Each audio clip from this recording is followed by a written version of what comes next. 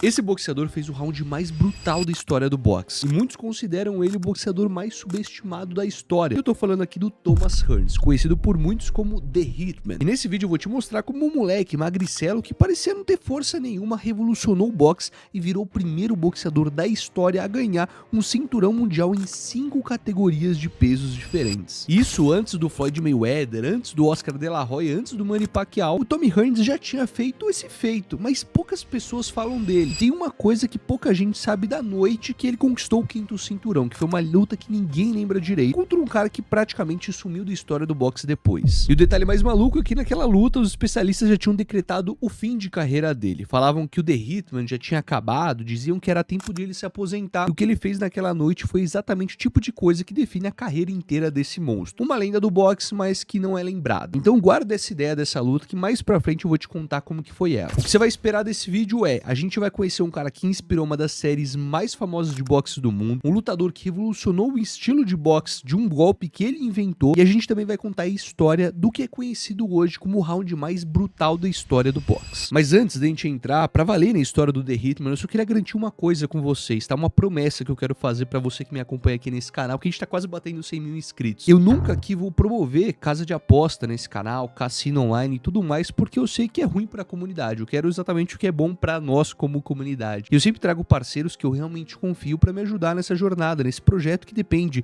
de pesquisa, edição, imagem, tudo muito bem feito. Eu vou te falar que é um trampo grande que a gente faz aqui com uma missão única que é revolucionar o boxe no Brasil, digitalizar o boxe. E só tá dando para fazer esse projeto até hoje por conta da parceria com a da Maximum, cara, que é uma das marcas aqui que vende luva, bandagem, sapatilha, coquilha, capacete, tudo que você precisa para treinar boxe, muay thai, kickbox. E eu vou te falar, honestamente, eu não indico eles porque eles pagam mais dinheiro pra mim. Eu fui atrás deles porque era a luva que eu tinha e eu gostava muito do material, porque eu achava que tinha muita qualidade. E o melhor de tudo é que o preço é muito justo. O custo-benefício com certeza é o melhor do mercado. A nossa missão aqui nesse canal é simples, é colocar o boxe de volta no centro do debate esportivo do Brasil e fazer o esporte crescer cada vez mais, e a Maximum tá me apoiando desde o começo do canal com essa missão junto comigo. Então, se você quiser comprar qualquer coisa no site deles, utilize o cupom FALA que vai garantir um desconto especial para você e ajudar muito o nosso projeto. Caso você queira comprar no Mercado Livre, eu vou deixar os links de afiliado aqui embaixo também na descrição. Fechado? Agora bora voltar para a história do The Hitman. Essa história começa em 1958 numa cidadezinha pequena dos Estados Unidos, no Tennessee. O pai biológico dele carregava o mesmo nome, Thomas, e abandonou a família, né? Virou filho de pai ausente depois do nascimento do moleque, e a mãe dele, a dona Louise, criou o Tommy com mais 8 irmãos, praticamente sozinho. Quando o Tommy tinha 5 anos de idade, a família inteira fez as malas e se mudou para Detroit, que é conhecida como uma das cidades mais perigosas dos Estados Unidos. E aqui é importante entender uma coisa, a Detroit nos anos 60 não é a Detroit que a gente vê hoje. Nos anos 60, cara, era o motor dos Estados Unidos, porque onde ficava lá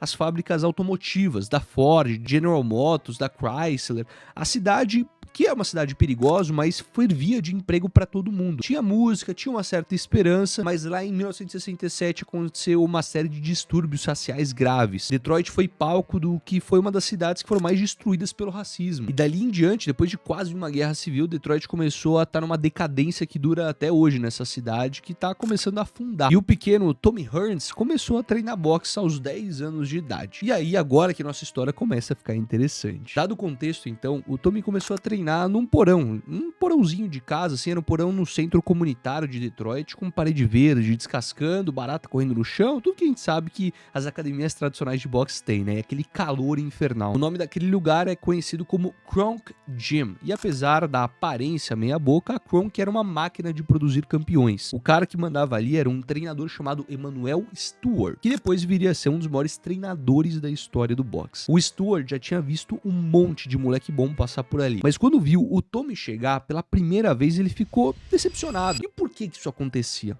O Tommy era magro demais. A gente vê o físico dele, né? O cara tem um metabolismo aceleradíssimo. Aquele negócio, comeu, saiu, tá ligado? E a gente tá falando de um cara que depois na vida adulta ia ter 1,85 m de altura com 66 quilos. Cara, eu tenho mais ou menos essa altura aí, eu peso 95 quilos. Um peso muito bizarro pra essa altura. E o diferente de tudo, que destacava o Tommy Hearns pra qualquer pessoa, é a sua envergadura de 1,98 m. O cara era tipo um graveto louva-a-Deus com, mano, um tronco ali no braço dele. Mas tinha uma coisa que o seu treinador percebeu rápido. O moleque não tinha medo de nada, não tinha medo de apanhar, não tinha medo de bater. E quando chamava ele pra fazer um sparring com um cara mais velho que ele, o cara, pô, mais forte, o Tommy ia lá, encarava o cara, levava porrada, não recuava, não tinha medo. Ele tinha tudo que precisava pra ser um boxeador profissional. Isso aqui é uma das qualidades melhores que os boxeadores têm, né? Ele não reclamava com o seu treinador, não questionava, ele repetia e ouvia o que o seu treinador fazia e executava em cima do ringue. Era uma disciplina absurda, isso destacava o moleque como um grande projeto daquela academia. E pra quem tá entendendo agora de boxe, é normal a pessoa trilhar uma carreira no boxe amador, né? O boxe olímpico ali dentro, pra depois virar e ir pro boxe profissional, que é onde a galera farma mais dinheiro. E a carreira amadora, né? A carreira olímpica do Tommy Hearns foi até que boa. 155 vitórias e 8 derrotas. É mais natural muitos boxeadores fazerem mais lutas no boxe olímpico e menos lutas no boxe profissional. Só que aqui a gente entra num problema grande. Dessas 155 vitórias, apenas 12 foram pro nocaute. Cara, muitos considerariam ali um mão de alface, quem sabe? Mas a gente sabe que no boxe olímpico, o estilo de boxe é outro, um boxe menos nocauteador porque tem menos tempo também. Mas se a gente pegar para efeito de comparação, o boxeador que veio antes dele, o Sugar Ray Leonard, ele tinha 145 vitórias com 75 nocautes. É, cara, a gente tá comparando um dos melhores da história aqui. Mas o Tommy chegou no profissional com a fama de um cara que não tinha o punch, não tinha o soco, a força no braço. E aí, o Emanuel Stewart fez uma coisa que mudou o boxe pra sempre. O seu treinador então pegou o Thomas Hearns e reconstruiu o estilo do cara do zero. Primeiro ele percebeu uma coisa óbvia, que o Hearns tinha uma envergadura absurda. 1,98 é muita coisa, era uma arma que estava sendo subutilizada. Então ele falou assim, como que eu aproveito mais da minha envergadura? Então o treinador colocou um especialista trabalho de soco chamado Donald Terrell. Esse outro treinador que estava fazendo esse trabalho com ele era para refazer a técnica do direto do Hearns. Eles trabalharam cada detalhe milimetricamente. Como pisar, como girar, como potencializar certinho o soco, transferir o peso do corpo para o soco. E eles criaram o que viria a ser conhecido como o direto mais letal da história do boxe. Tudo isso meio que num laboratório científico. Mas não para por aí, porque o Thomas Hearns também desenvolveu 2 outros tipos de jabs completamente diferentes. Cara, esse cara revolucionou o boxe. E aqui que entra uma das primeiras partes da história que eu te contei aqui na introdução, que ele inspirou uma das séries mais famosas do mundo do boxe. Então, esse primeiro jab, que muitos apelidaram, né, os seus fãs de Flicker Jab, era um jab que saía da cintura. Parecia que o cara tava desprotegido, mas ele dava aqueles tapinhas, sabe? Dava um soquinho. Igual uma cobra se preparando pro bote, assim, rápido, que é um negócio assim que você nem vê. Esse golpe foi tão revolucionário porque ele preparava outros movimentos e o direto letal, porque deixava mais imprevisível o que viria a seguir. E esse golpe foi o que inspirou a criação do personagem The Hitman na série Hajime no Ippo, porque a gente já fez um vídeo aqui contando todo o resumo da série, que é um anime mais famoso do mundo do boxe. Já o segundo jab era um jab um pouco mais pesado, ele não ficava só fazendo esse flicker jab, era um jab mais longo que servia para manter o adversário longe. Como ele tinha a envergadura, medindo a distância dele, ele tinha que deixar o cara longe, porque ele lutava normalmente com pessoas menores do que ele. Então era um jab que, na hora que ele tava ali, ele dava um jab mais duro pro cara. Opa, não vou entrar aqui displicente, não. E toda vez quando ele variava um jab mais solto com esse jab um pouco mais duro, tornava o jogo dele mais imprevisível, o que preparava um terreno para vir aquele direto que ele tanto trabalhou, que acabava com a conversa e aumentou o seu poder de nocaute. Isso aqui foi uma mudança técnica tão absurda que em pouco tempo o Tommy deixou de ser um boxeador técnico, sem força, e virou um dos maiores nocauteadores da história do boxe. Aqui a gente pode dizer que o poder de nocaute foi construído e não foi um dom que nasceu com ele. Diferente de muitos boxeadores que a gente já viu aqui na história desse canal. Se inscreve, aliás, que a gente tá batendo 100 mil inscritos agora também. Vou ter mais uma plaquinha aqui do YouTube, tô muito feliz com isso. Muito obrigado a todo mundo que faz parte dessa trajetória. Então agora vamos falar da carreira profissional do Thomas Hearns. Os primeiros 17 adversários que ele enfrentou como profissional, ele conseguiu 17 nocautes. Já muito mais nocaute do que ele conseguiu na carreira amadora dele inteira. E aí a cidade de Detroit começou a perceber que tinha um novo herói ali surgindo. Foi passando os anos, 1980 aqui, o Tommy Hearns já estava com 21 anos, um cartel de 28 vitórias, sem nenhuma derrota. O WBA já tinha um campeão mundial dos meio-médios, um mexicano chamado Pipino Cuevas. Se você nunca ouviu falar desse cara, presta atenção, porque o Cuevas era uma lenda no México. Ele tinha virado um campeão mundial mundial aos 18 anos de idade e defendeu o cinturão 11 vezes seguidas. Isso tudo antes de encarar o Thomas Hearns. O soco do cara, como um bom boxeador mexicano, era de assustar. E os mexicanos têm aquele gancho de esquerda, parece que todo mexicano nasce com isso, né? E ele já que conseguiu quebrar a mandíbula de vários adversários. Quebrou costela, machucou rival de verdade, era um cara perigoso. E quando marcaram uma luta do Thomas Hearns contra o Cuevas, ninguém sabia quem que era o favorito. Os especialistas não queriam bater o martelo. A luta foi marcada para acontecer na cidade natal do Thomas Hearns, lá em Detroit, na Joe Louis Arena, na casa do famoso Joe Louis. E naquela noite, cara, Detroit parou para ver, porque a gente tinha ali uma disputa de título de dois grandes boxeadores. E Detroit não tinha um campeão mundial de boxe desde o Joe Louis, que nos anos 40 aconteceram isso. Então ficou uma cidade que era muito fã de boxe, sem uma lenda por quase 40 anos. 40 anos esperando um novo herói. Uma cidade que respirava boxe. E o Thomas Hearns chegou. A luta acabou no segundo round. O Hearns acertou uma sequência de direto no Cuevas. Ele gostava de repetir a mesma mão também, mão de trás, que era animal isso. E essa repetição de diretos no Cueva deixou o mexicano ali no chão. O juiz parou a luta e o Thomas Hearns virou o novo campeão mundial dos meio-médios pela WBA. O boxe tem várias instituições, WBA é uma delas. Já fiz um vídeo explicando a diferença entre as instituições. Então se inscreve aqui no canal para não perder nada. Então, naquela época, ele ganhou o primeiro cinturão da conta e a cidade de Detroit esqueceu dos problemas por uma noite e tinha ali um novo herói para chamar de seu. Agora a gente chega num capítulo dolorido. Um capítulo aqui que em 1981 o boxe tinha dois campeões mundiais meio-médios, o Thomas Hearns da WBA e o Sugar Ray Leonard da WBC. Duas divisões diferentes do mesmo cinturão com dois caras invictos no topo. Todo mundo queria ver quem era melhor, era a luta mais esperada. E essa luta foi marcada para 1981 em Las Vegas, a cidade do boxe. Foi a luta mais cara da história até aquele momento. O Hearns recebeu na época 8 milhões de dólares para lutar, um valor que para a época era surreal. Em 1981, pra você comparar, numa mesma luta, se tivesse acontecido 3 anos antes, ele teria ganhado 122 mil dólares. E a luta foi uma guerra, cara. Essa foi, na época, uma das maiores lutas da história do boxe. Nos primeiros 5 rounds, o Leonard apanhou muito, apanhou feio.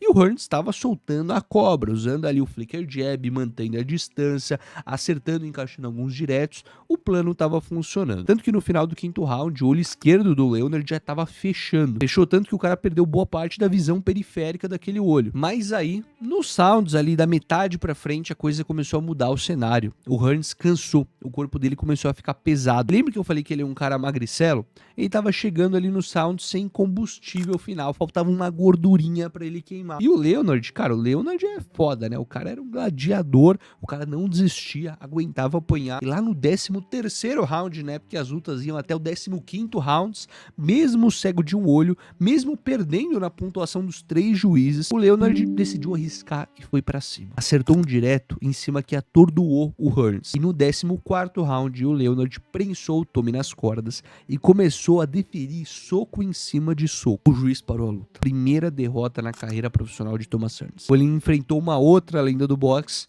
ele não sustentou. Foi uma derrota que doeu muito pra ele. Doeu por 8 anos. Como o próprio Hearns confessou tempos depois em entrevistas, mas a característica do cara, em vez de se abater, ficar mal, ou se afogar no mundo ali, por álcool, drogas, essas porra, ele voltou pra academia e começou a planejar a sua subida pra outra categoria. Então, em dezembro de 82, o Hearns subiu pros super meio médios, que é uma categoria dos 69 quilos. Isso tudo com 1,85 de altura. Cara, que loucura isso. E aí ele enfrentou uma lenda do boxe, o Wilfred Benítez, lá do Porto Rico. O Benítez tinha sido campeão mundial mais jovem da história em 3 categorias diferentes. Era defensivamente o cara mais esperto do boxe até aquele momento. Mas o Hearns conseguiu vencer ele por decisão, segundo o cinturão mundial e uma categoria de peso. Junho de 84, o Hearns enfrentou uma outra lenda. Agora, cara, o negócio começa a ficar sério também.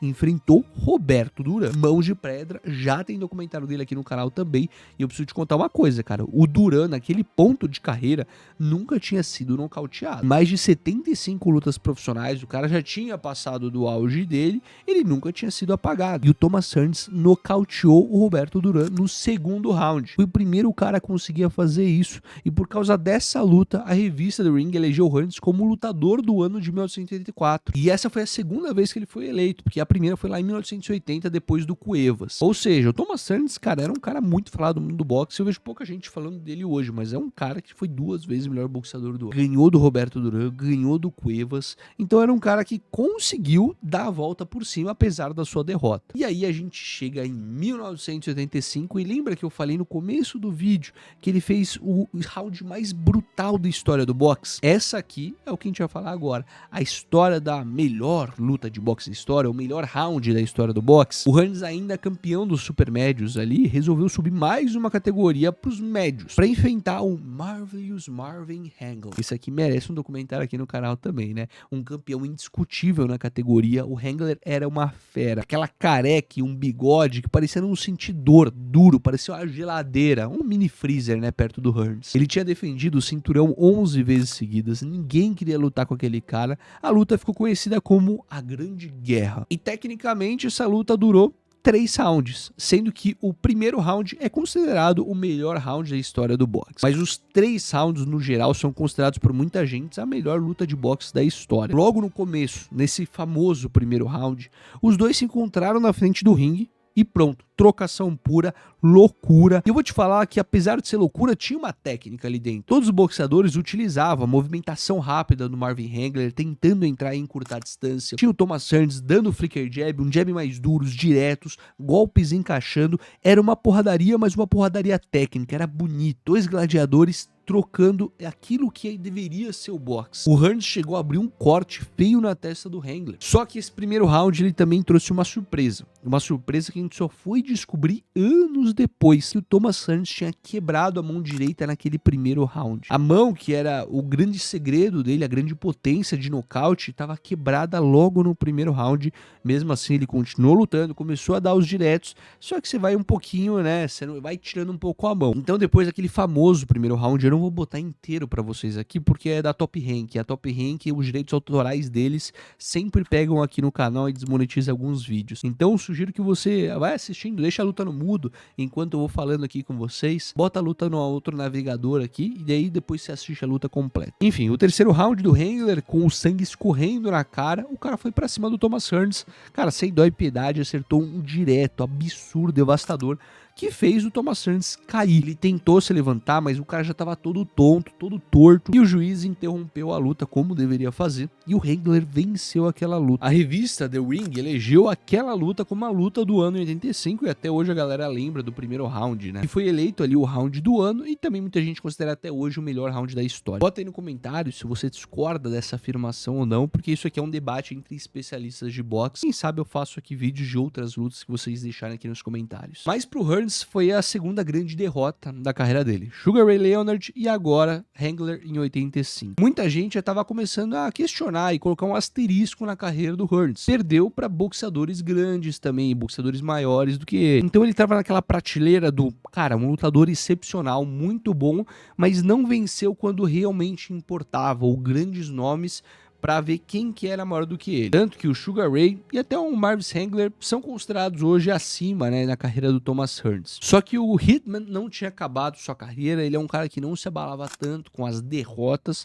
e conseguiu ainda fazer mais uma reviravolta. Então lembra que eu falei lá no começo do vídeo que ele fez algo histórico, que ele conseguiu um 5º cinturão? Vamos falar agora dessa última história. 87. O ano que o Thomas Hearns desafiou Dennis Andrews, que na época era o campeão dos meio pesados, 79 quilos. O Thomas Hearns estava comendo bastante, conseguiu subir mais uma categoria. Lembra que ele começou a carreira com 66 quilos? Então ele subiu 13 quilos na balança e ainda manteve aquele soco. Nocauteou o Andrews no 10º round. 3º cinturão em uma 3ª divisão de peso. Nessa altura, só outros 11 boxeadores na história do boxe tinham conseguido ganhar títulos em 3 categorias diferentes. Mas o Hearns, ele queria mais. Em 87 ainda ele fez uma coisa que poucos fariam. Desceu 13 quilos de peso de novo, voltou para a categoria dos médios e disputou o cinturão da WBC contra o argentino Juan Roldan. O Roldan era um touro, cara, vinha para cima, durou 4 rounds e o Thomas Hearns nocauteou no 4º round. Então tava naquela brincadeira, sobe 13 quilos, desce 13 quilos, e ele conseguiu, cara, mais um cinturão de noite, naquela noite em Las Vegas. O Tommy Hearns se tornou oficialmente o primeiro boxeador na história a ganhar o cinturão em 4 divisões de pesos diferentes. O feito que na época nunca tinha sido feito antes. Só que aí, em 88, o Thomas Hearns estava defendendo o cinturão dos médios e enfrentava um americano, porque, cara, quando você tem vários cinturões, você vai ter que defender o que te chamarem. Você não vai poder deixar abrindo ou saindo aquele cinturão. Então ele voltou para os médios agora para enfrentar um americano chamado Iran Barkley. Todo mundo achava que era mais um adversário fácil, um nome que talvez você não conheça hoje. Os especialistas colocavam Hearns como um amplo favorito. E no terceiro round, uma das maiores zebras da história do boxe, o Barkley acertou um direto no Hearns que derrubou o Hitman. A revista The Ring elegeu ali como a zebra do ano de 88. Todo mundo achou que agora sim era o fim, a decadência do Thomas Hearns. Mas 5 meses depois, em novembro de 88, a WBO, que é a federação mais nova do boxe naquela época, tinha sido criada naquele mesmo ano e precisava coroar o primeiro campeão mundial do super meio médios. E montaram ali uma luta do Hearns contra um cara chamado James Kinchen. Os jornalistas escreviam ali já o obituário, falavam que o Hearns estava lento, estava velho, não batia como antes e que estava ali prestes a se aposentar, que era uma lutinha só para coroar um novo campeão. Mas a luta foi dura, tá? 12 rounds completos, no final decisão majoritária dos juízes pro Thomas Hearns. Ele venceu, mas bem apertado. Muita gente questiona o resultado. O Thomas Hearns fez o que ninguém tinha sido feito antes. 5 cinturões em 5 categorias de pesos diferentes. Meio médio, super meio médio, médio, meio pesado e super meio médio. Cara, a linha do tempo é essa. 80, 82, 87, 87 de novo e 88. 8 anos, 5 cinturões em categorias diferentes. O peso do cara fez pra história é gigantesco. Em 89, finalmente, o Thomas Hearns conseguiu a revanche contra o Sugar Ray Leonard. Lembra que a gente falou daquela primeira luta, o primeiro grande desafio de um nome gigante perto do Thomas Hearns? E eles se enfrentaram ali no final da carreira, o Sugar Ray Leonard, 8 anos depois da primeira luta. E eu vou te falar que, mano, o Hearns derrubou o Leonard 2 vezes. O cara jogou ele na lona e isso aconteceu no terceiro e no 11º round. E mesmo isso acontecendo, os juízes no final da luta, meio como uma forma de coroar as duas grandes lendas do boxe, declararam empate. E mesmo ele tendo derrubado o Sugar Ray 2 vezes, muita gente ainda debate essa luta. Porque algumas pessoas falam que o Sugar Ray devia ter ganho aquela luta porque ele dominou os outros rounds e ganhou na pontuação.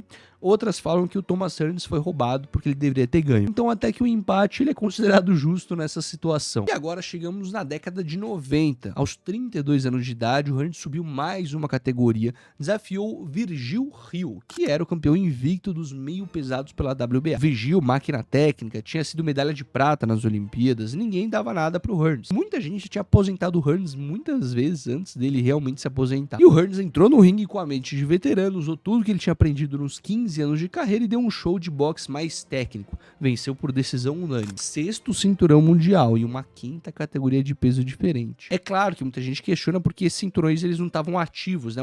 Ganhava um, perdia outro, não tinha os 5 simultaneamente. E também a gente tá falando de uma categoria que ele já tinha um cinturão, mas também de outra organização. O que muita gente gera polêmica no mundo do boxe. Agora a gente vai conectar tudo aqui que eu falei pra vocês. Porque você me perguntar como que foi o final de carreira do Thomas Hearns. Ele continuou lutando. Ele foi um daqueles boxeadores que gostava de se cuidar, gostava de lutar, e até os 47 anos de idade, tava aí em cima dos rings. A última luta dele, incrivelmente, foi em 2006, contra um cara chamado Shannon Landberg. Num ginásio pequeno, venceu ali por nocaute técnico no 10º round, e encerrou a carreira com um cartel de 61 vitórias, 5 derrotas, 1 empate e 48 nocautes, cara. Em 2012, depois da sua aposentadoria, ele foi induzido ao Hall da Fama do boxe. E hoje, quando você pega a lista dos melhores boxeadores de todos os tempos, você não vê o Thomas Hearns em quase nenhuma dos top 10. E eu vou te falar, é até que justo essa lista não tá nos top 10, que a gente tem tantos boxeadores bons, e o Thomas Hearns, ele ficaria ali no top 20, top 30 com toda certeza. Ele é um cara que tem uma carreira incrível, revolucionou o boxe na sua parte técnica, foi uma lenda pra geração dele,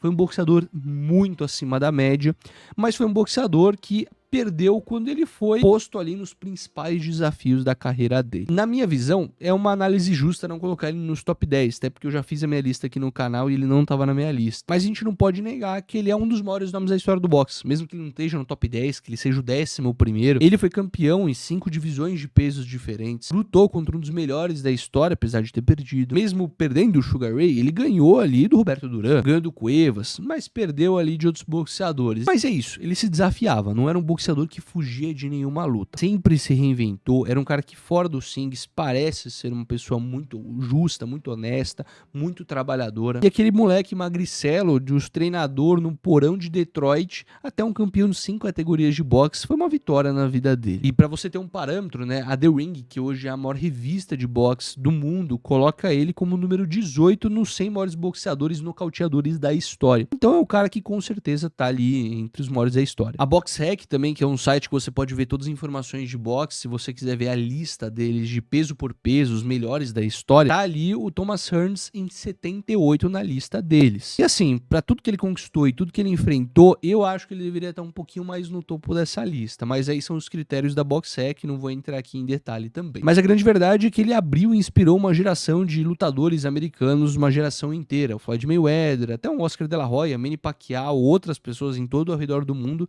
seguiram os passos do Hearns, pegaram as táticas que ele criou, se inspirou, e foi um cara que foi pioneiro do multicampeão moderno. E a gente comentou também do Roberto Duran, que é um dos boxeadores que o Thomas Hearns ganhou dele. Se você quiser conhecer mais história do Las Manos de Piedra, eu vou deixar um vídeo aqui do lado para você clicar e assistir agora. Tamo junto, um forte abraço e até mais.